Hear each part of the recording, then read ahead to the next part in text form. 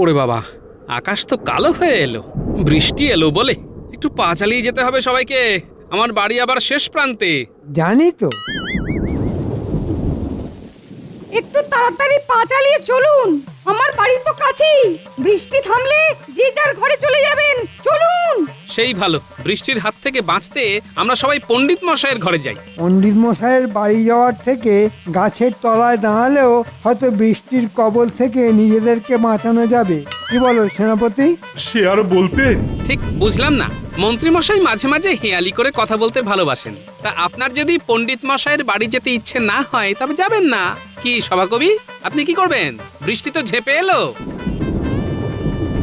ওমা, দুরু দুরু করছে আমার বুক, শব্দ শুনে কাঁপন লাগে, বুক করে ধুক ধুক।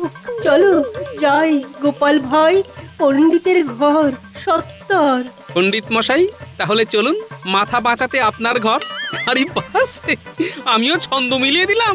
বাবা কি মজা, খুশি হলেম ভারী। বেশি কথা না বলে এখন চলো তাড়াতাড়ি, চলো না। তাহলে সেনাপতি চলো আমার বাড়ি, একটু ভিজতে হবে এই যা। চলুন, ঘরের মধ্যে ঢুকে ভেজার চেয়ে চলতে চলতেই ভিজি। একদম ঠিক বলেছ, চলো চলো।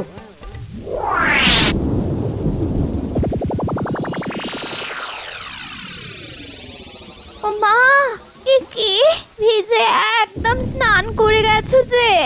অসুখ করবে তো। অসুখ করবে কি? অসুখ করে ফেলেছে। কি বলো সেনাপতি? কই, আমার তো অসুখ হয়নি। হয়নি, এবার হবে। কি করে? সেনাপতি, তোমার চেহারাটাই আছে, বুদ্ধিটা মাথা থেকে বার করে কোথায় রেখে এসেছো বলো তো? শোনো, আমাদের বর্ষার আনন্দটা পেতে হবে তো। রাজসভাতে গেলে মহারাজের বকবক আর গোপালের ভাঁড়ামি দেখতে দেখতেই প্রাণ ওষ্ঠাগত। বর্ষার আনন্দ পেতে অসুখের কথাটা রটিয়ে দাও, বুঝলে এবার? এবার বুঝেছি। সত্যি আপনার কি বুদ্ধি!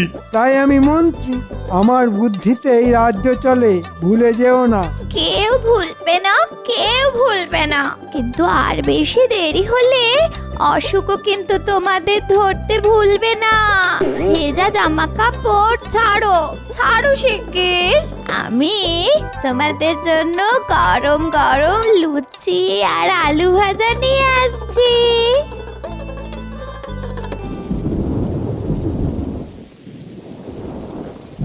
একটু পরে জল থই থই করবে।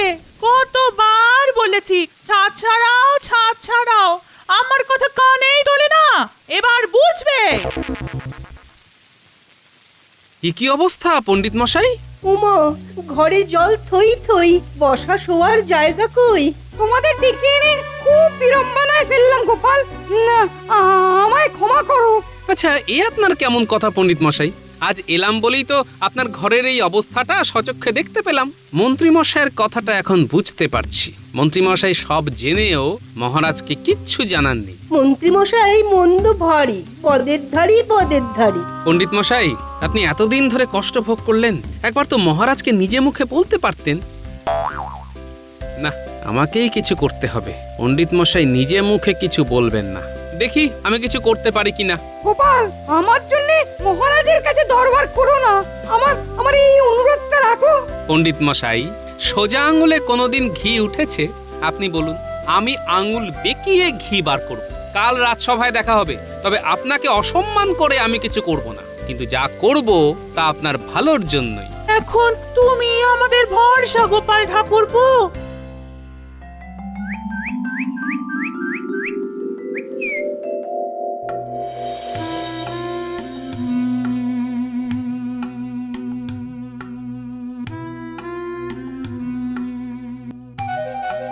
প্রণাম মহারাজ। মহারাজ, আপনাকে এত চিন্তিত লাগছে কেন? আচ্ছা গোপাল, রাজ্যের কাজ কি করে চলবে বলো দেখি। কেন মহারাজ? কেন আবার, ওই মন্ত্রী আর সেনাপতি যে খুব অসুস্থ। কি হয়েছে জানতে পেরেছেন মহারাজ? রক্ষীকে খবর নিতে পাঠিয়েছি, ও এলেই জানতে পারবো। প্রণাম মহারাজ। বলো বলো রক্ষী, কি খবর? ওদের কেমন দেখলে? মন্ত্রীমশাই আর সেনাপতি দুজনেই জ্বরে বেহুঁশ, ওদের জ্ঞান নেই। বাবা, জ্বরে অজ্ঞান? হুম, ডাল মে কুচ কালা তো আছেই। মহারাজ, আমাদের একবার যাওয়া উচিত। হ্যাঁ হ্যাঁ, নিশ্চয় নিশ্চয়। কিন্তু রাজবৈদ্য তো আজ থেকে ছুটিতে আছে, তাহলে ওই জরুরি পরিষেবার জন্য ডাকি, কি বলো? মহারাজ, রাজবৈদ্য যখন ছুটিতে আছেন তখন ওনাকে বিরক্ত করে লাভ নেই। আপনি বরং পণ্ডিত মশাইকে নিয়ে চলুন। পণ্ডিত মশাই আশা করি এই জ্বর সারাতে পারবেন। হ্যাঁ, পণ্ডিত মশাই জ্বর সারাবেন মানে? বলি, জলে ভিজে তোমার মাথাটাও গেছে নাকি? মাথারও পরিষ্কার হয়েছে মহারাজ। আপনি পণ্ডিত মশাইয়ের এলেম জানেন না। আমার গিন্নির হাড় মর্মর ব্যথা একদম সারিয়ে দিয়েছেন। হ্যাঁ, হাড় মড়মড় ব্যথা? সেটা আবার কি রকম ব্যথা? এই তো প্রথম শুনলাম তোমার কাছে। আরো কত কি ব্যথা আছে মহারাজ, তার কতটুকুই বা জানি আমরা। কি বলুন পণ্ডিত মশাই? গোপালের খেলা শুরু হয়ে গেছে, কোথায় থামবে কে জানে। তবে গোপালের বুদ্ধির ওপর আমার বিশ্বাস আছে। অনেক রকমের ব্যথা আছে মহারাজ। হ্যাঁ, তা না হয় বুঝলাম, কিন্তু মন্ত্রী আর সেনাপতির জ্বর সারানোর উপায় কি করতে পারবেন? দেখতে তো দোষ নেই মহারাজ, আগে রুগীকে দেখি, তারপর তো তার ওষুধ। যথার্থ বলেছেন। তাহলে যাওয়া যাক। আরেকটা নিবেদন আছে মহারাজ। আহ, আবার কি নিবেদন? আপনার মন্ত্রী আর সেনাপতিকে সুস্থ করে দেবার পর পণ্ডিত মশাইয়ের ঘরটা নতুন করে গড়ে দিতে হবে, দেশের স্বার্থে। রাজি মহারাজ? রাজি রাজি রাজি।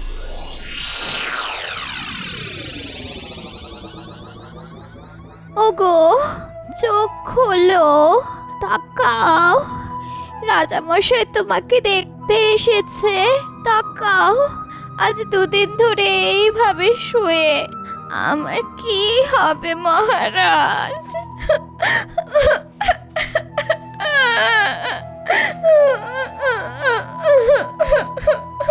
আহ, আরে কেঁদো না কেঁদো না, আমার মনটা তো খুব নরম, তাই তোমার কান্না দেখে আমারও চোখটা জলে ভিজে যাচ্ছে। পণ্ডিত মশাই, ও পণ্ডিত মশাই, আরে শুরু করো চিকিৎসা। মটকা মেরে পড়ে আছে। দেখো বাছাধন, তোমার ভাল্লুক জ্বর কিভাবে চলে যায়।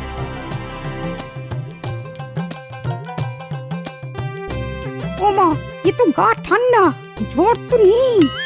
জ্বর নেই গোপাল, মন্ত্রী নাটক করছে। এই রে, ধরে ফেললো নাকি? এই গোপালটাকেই ভয়।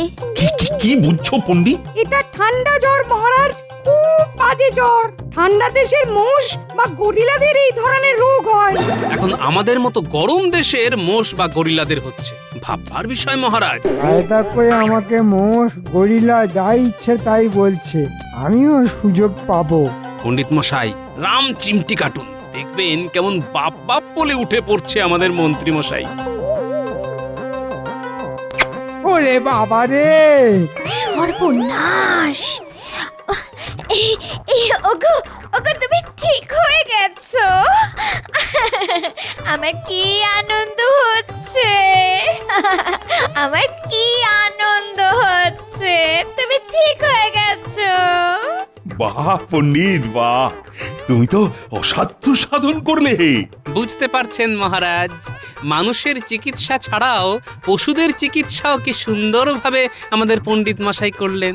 আর সেনাপতির কাছে খবর পাঠান যে মন্ত্রী মশাই সুস্থ হয়ে গেছেন। দেখবেন এই খবর পেয়েই সেনাপতি ওষুধ ছাড়াই সুস্থ হয়ে গেছেন। মহারাজ, এইবার পণ্ডিত মশাইয়ের বাড়িটা করে দিতে হবে। হ্যাঁ হ্যাঁ, কাল থেকেই পণ্ডিতের বাড়ি তৈরির কাজ শুরু হবে। ধন্যবাদ মহারাজ। রক্ষী, সেনাপতির কাছে যাও, বলো মন্ত্রী সুস্থ হয়ে গেছে।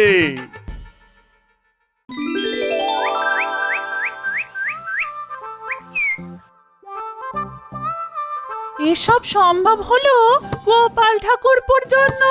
ঠিক বলেছো। মাটির ভেতরে কাঠের বাক্স। কি? মাটির ভিতরে বাক্স? চলো তো দেখি। কই, দেখি দেখি দেখি। মাটির নিচে গুপ্তধন। শুনলি ঘটা, পণ্ডিতের জমি থেকে গুপ্তধন। হ্যাঁ? এই চল চল চল, এই খবরটা মন্ত্রীমশাইকে দিয়ে আসি। চল চল চল। আমার পূর্বপুরুষদের সঞ্চিত অর্থ, এই সোনাদানা আমার বাবার ঠাকুরদার, এগুলো এগুলো পূর্বপুরুষের স্মৃতি হিসেবে রেখে দেবো। ঠিক বলেছো।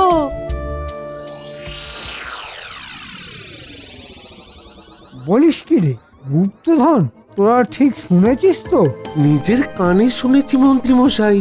এই গুপ্তধন তো পণ্ডিতকে ভোগ করতে দেব না, আমাকে চিমটি কেটেছিলে। এবার দেখো আমার ক্ষেত। রাজামশাইকে বলে তোদের পুরস্কারের ব্যবস্থা করব। এখন তোরা বাড়ি যা, আমাকে রাজ দরবারে হাজির হতে হবে। গিন্নি, আমি একটু রাজবাড়ি থেকে ঘুরে আসছি। হ্যাঁ? বলছো কি মন্ত্রী, পণ্ডিতের জমিতে গুপ্তধন? হ্যাঁ মহারাজ, আর এই গুপ্তধন আপনার। আরে আরে, সেটা কি করে হয়? পণ্ডিতের জমিতে গুপ্তধন পাওয়া গেছে, তা ওই গুপ্তধন পণ্ডিতেরই? না মহারাজ, আপনি এই রাজ্যের রাজা, তাই এই গুপ্তধন আপনার। আর দেখুন, পণ্ডিতের বাড়ি তৈরিতে আপনি অর্থ সাহায্য করেছেন, তাই ওই গুপ্তধনের ভাগ আপনার পাওয়া উচিত। আর এই খবর দেওয়ার জন্য গুপ্তধনের অল্প অংশ আমাকে দিলে আমি আমি খুব খুশি হব। এতক্ষণে বুঝলাম মন্ত্রীমশাইয়ের মনের কথা। গোপালকে জানাতেই হবে। দেখি মহারাজ কি কথা কবে। ঠিক আছে ঠিক আছে, আমি পণ্ডিতের গুপ্তধন বাজেয়াপ্ত করলাম। রক্ষী, তুমি আমার আদেশনামা নিয়ে পণ্ডিতের বাড়ি যাবে, আর মন্ত্রী তুমিও যাবে সাথে সাথে। যথাজ্ঞা মহারাজ, চিমটি কাটার শোধ নিলাম।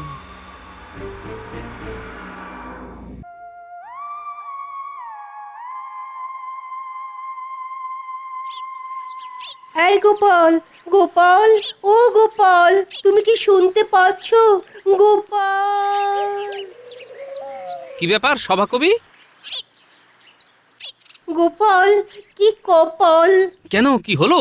অনেক কথা আছে, বলবো, এখন চলো। পণ্ডিত মশাই ঘরে আছেন? আরে কি ব্যাপার? এসো গোপাল, আসুন আসুন সভাকবি। মন্ত্রী মশাইয়ের কথায় আপনার গুপ্তধন আপনি মহারাজকে দিয়ে দিলেন? গোপাল, আমি তোমার আর মহারাজের প্রতি খুব কৃতজ্ঞ। আমার ঘর হচ্ছে মহারাজের অর্থ সাহায্যে, আমার আর কিছুই চাই না। গোপাল ঠাকুরপো, ধরে নিয়েছি, গুপ্তধন পাইনি, বেশ মিটে গেল ঝামেলা। মিটে গেল ঝামেলা, গুপ্তধনের মামলা। না না না, এত সহজে তো আমি ছাড়বো না। মন্ত্রী মশাই, আপনি যদি ডালে ডালে যান, আমি যাই পাতায় পাতায়।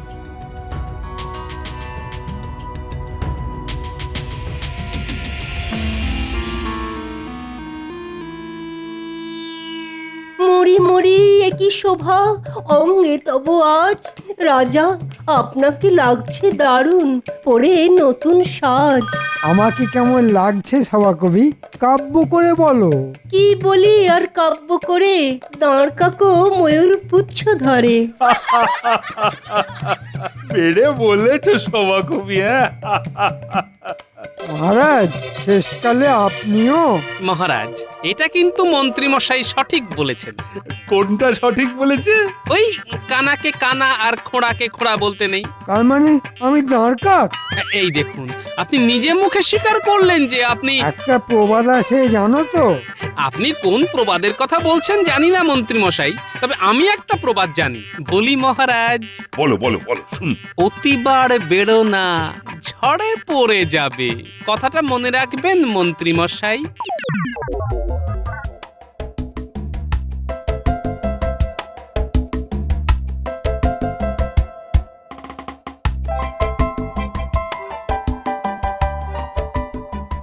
গুলটে, বাড়ি আছিস? কি বলছো গো গোপাল দাদু? হ্যাঁ শোন, এখন যা বলবো মন দিয়ে শোন। আজ থেকে নাকে রুমাল বেঁধে তোরা জঞ্জাল আবর্জনা জোগাড় করতে লেগে পড়। সে কি গো গোপাল দাদু, জঞ্জাল সাফাইয়ের জায়গায় জঞ্জাল সংগ্রহ, হ্যাঁ ব্যাপারটা কিরকম হলো? কাউকে ফাঁদে ফেলতে মাঝে মাঝে উল্টো কাজও করতে হয়, বুঝলি? তোদের সব বুঝিয়ে বলবো। এখন হাতে একদম সময় নেই, আমাকে এখন আবার ওই মণিহারির দোকানে যেতে হবে। মণিহারির দোকান? কেন গো গোপাল দাদু, কি কিনবে? একটা সুন্দর কাঠের সিন্দুক কিনবো, তোরা কাজে লেগে পড়। যত পচা পাঁচকো সব বস্তাবন্দি করবি, ঠিক আছে? আমি সিন্দুক নিয়ে তোদের সাথে দেখা করে সব বলছি। আমি যাব আর আসবো।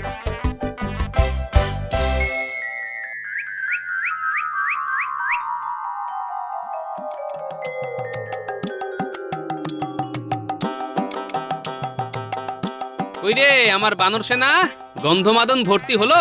হ্যাঁ গো গোপাল দাদু, এই দেখো না। আরে বাবা, খেলা তো শুরু হবে এবার। মন্ত্রী মশাই, নেবেন না গুপ্তধনের ভাগ? দাদু, এবার আর কি করতে হবে? হাত ধরাধরি করে সিন্দুকটাকে আমার বাড়ি নিয়ে যেতে হবে। চল, লোক চলাচল শুরু হওয়ার আগে সিন্দুকটাকে নিয়ে চল। ওখানে গিয়ে সিন্দুকটা মাটিতে পুঁতে দিতে হবে, ব্যাস তোদের কাজ শেষ।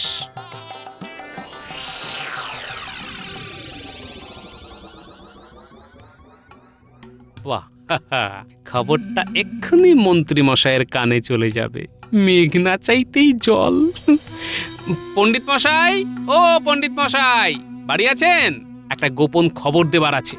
ঘটা, গোপালের গোপন খবর মন্ত্রী মশাইকে দিতে হবে। গোপালের গোপন খবর আর গোপন থাকলো না। কি খবর গোপাল? আজ আমি রাজসভায় যাচ্ছি না। কোনো শরীর খারাপ? না না না, শরীর ঠিক আছে। আসলে একটা প্রাপ্তি যোগ হয়েছে। প্রাপ্তি যোগ? কিরকম? গাছ পুঁতবো বলে মাটি খুঁড়ছি, হঠাৎ শাবলটা একটা শক্ত কিছুর উপর লাগলো। তারপর মাটি খুঁড়ে দেখি, কি দেখলে? একটা সিন্দুক, গুপ্তধন। খবরটা পাঁচ কান করবেন না। যদি মন্ত্রী মশাইয়ের কানে যায় তাহলে আর গুপ্তধন পাবো না। রাজামশাই আর মন্ত্রী মশাই নিয়ে নেবেন, ঠিক আপনার মতো। তাই বলছিলাম। তুমি নিশ্চিন্তে থাকো গোপাল, তোমার প্রাপ্ত যোগের কথা আমি কাউকে বলবো না। কিন্তু আমরা তো বলবো। চল চল তাড়াতাড়ি চল চল। আমার কাজ শেষ। আমার গুপ্তধন প্রাপ্তি যোগের খবর যথা জায়গায় চলে যাবে। আমি এখন বাড়ি যাই, একটু গড়িয়ে নি, বড্ড ধকল গেছে আজ।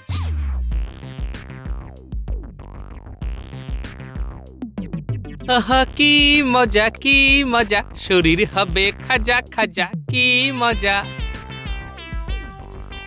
বাবা, কি গো এত ফুর্তি কিসে না? কি হলো, কি হলো গো?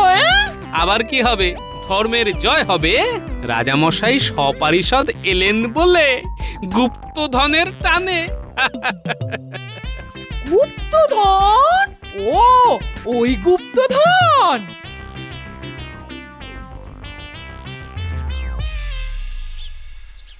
গোপাল, গোপাল, গোপাল বাড়ি আছো? দেখলে কি বলেছিলাম? গুপ্তধনের গন্ধে গন্ধে ঠিক হাজির হয়েছে। যাও গিন্নি, তুমি মহারাজের জন্য কিছু জলযোগের ব্যবস্থা করো। যাচ্ছি যাচ্ছি যাচ্ছি গো।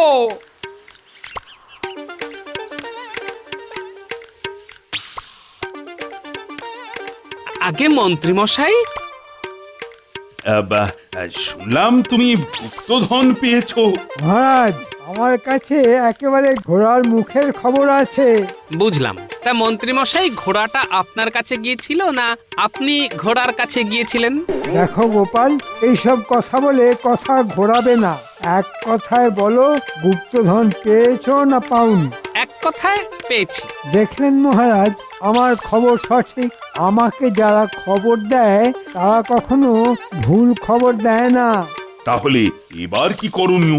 রাজ আইন হিসাবে গুপ্তধনের আসল মালিক হলো মহারাজ, আর গুপ্তধনের খবর সংগ্রহের জন্য আমি মহারাজের কাছ থেকে গুপ্তধনের কিছু অংশ চেয়ে নেব। তাহলে মাটি খোঁড়া হোক মন্ত্রী। মহারাজ, আমি মাটি খুঁড়ে গুপ্তধন বার করছি। গোপাল, জায়গাটা দেখাও। যথা আজ্ঞা মন্ত্রী মশাই, আসুন। ওই যে ওইখানে। এই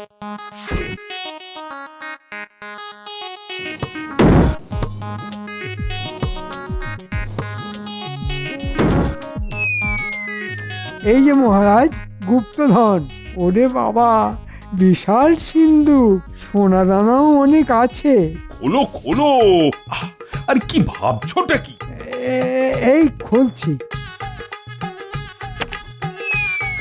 ওরে বাবা, কি গন্ধ রে বাবা। গন্ধমাদন গুপ্তধন। নাকে চাপা দিন মহারাজ। মহারাজ, মহারাজ পালান পালান। মহারাজ, রাজ আইন হিসেবে গুপ্তধন আপনার। গুপ্তধন নিয়ে রাজ আইনকে মান্যতা দিন, আর নয়তো নয়তো আইন বদলান। পণ্ডিত মশাইয়ের জমি থেকে পাওয়া গুপ্তধন যদি আপনার হয়, আইন অনুযায়ী আমার জমি থেকে পাওয়া গুপ্তধনও আপনাদের। কি তাই তো মন্ত্রী মশাই? আমার আমার গুপ্তধন চাই না। আইন আমি পাল্টে দিলাম। যার জমি তারই গুপ্তধন। আমি পণ্ডিত মশাইয়ের গুপ্তধন পণ্ডিত মশাইকেই ফেরত দেব। আর আমাকে ভুল পথে চালানোর জন্য মন্ত্রীকে এই পচা জঞ্জাল মাখবার আদেশ দিলাম। হ্যাঁ, এটাই মন্ত্রীর শাস্তি। কি হলো কি মন্ত্রী, তুমি পচা গন্ধ মাখো। যেমন কর্ম তেমন ফল। গন্ধ মেখে বাড়ি চল।